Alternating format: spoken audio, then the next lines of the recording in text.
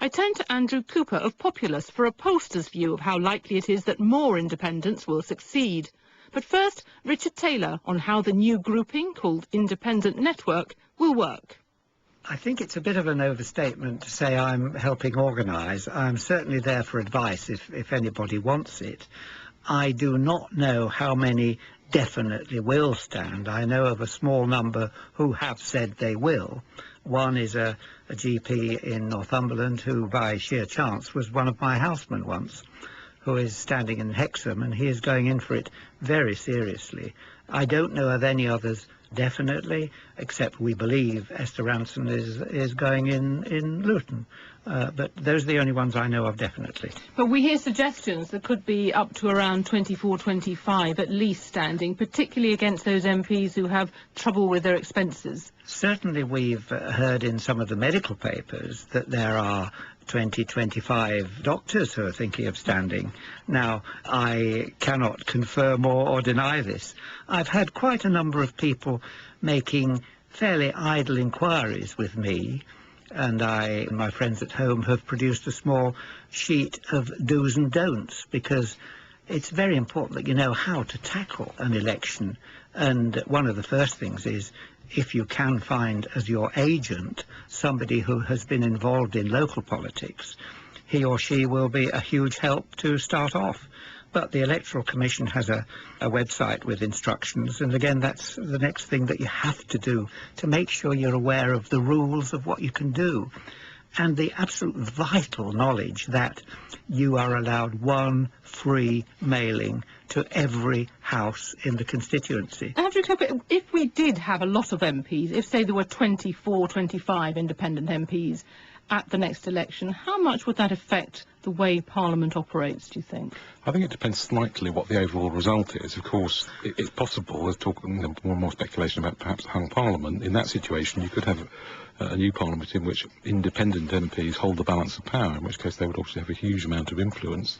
A large number of independents coming back in any event it would send a signal as an unmistakable sign of disaffection among all the other signs of disaffection coming from the voters. We've always had the odd independent MP. There's Richard Taylor, who we have here. Martin Bell famously stood against Neil Hamilton, came in for a parliament. But are we likely to see a sort of step change now in the number of independents? Well, certainly the conditions exist in which it's possible. The voters' mood is, in a sense, defined by their alienation from the mainstream parties and from the political system.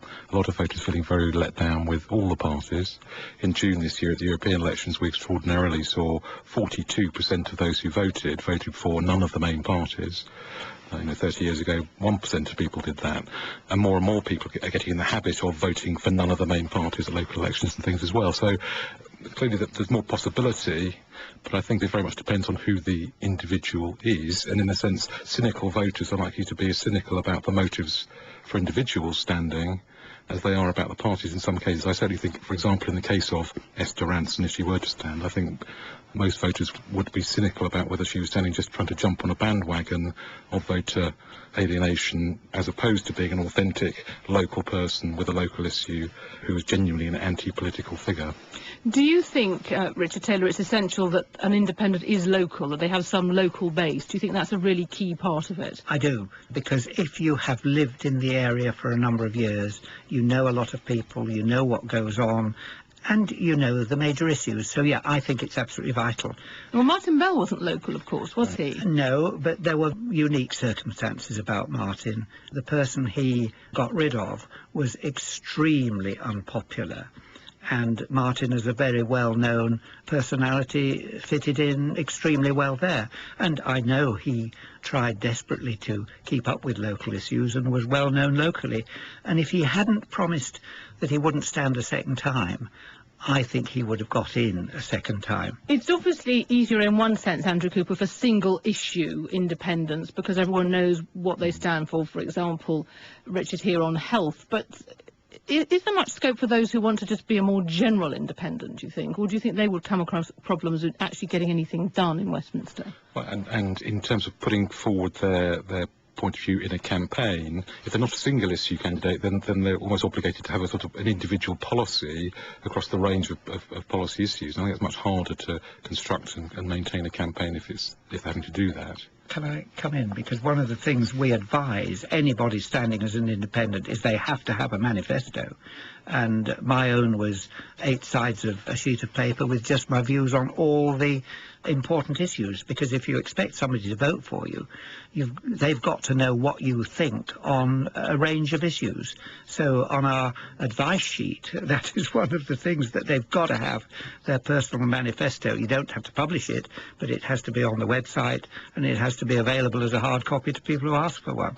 So, OK, it may be a single issue that gets you in, it may be anti-sleaze that gets you in, but once you're in, it's a complete myth that you can be single issue, because you can't, and you've got to make it quite clear to everybody where you stand on the various issues.